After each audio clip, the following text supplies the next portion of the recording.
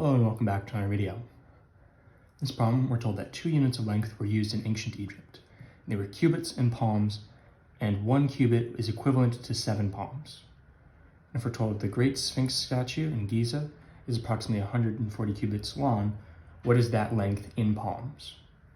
So we take 140 cubits, which is our length in cubits, and we want to turn it into palms, so we have to use the conversion rate between cubits and palms.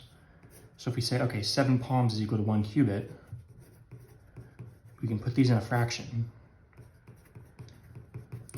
And multiplying this length by this is not changing the length, right? Because 7 palms is equal to 1 cubit. So this fraction is just a number divided by itself, basically. Or a length divided by itself, because they're the same length. So this is like taking 6 and multiplying by 4 over 4, right? 4 over 4 is 1, so 6 times 1 is still 6. You're not changing the value.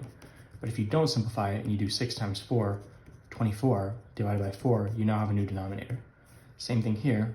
We use the conversion rate, and that gives us, with these cubits canceling out, 140 times 7 divided by 1, but that doesn't actually change anything because dividing by 1 just gives you the same number, palms, and 140 times 7 is 980 palms. So given that the Great Sphinx statue in Giza is approximately 140 cubits long, its length in palms is 980, which means D is going to be your final answer. As always, thank you for liking and subscribing, and I'll see you in the next video.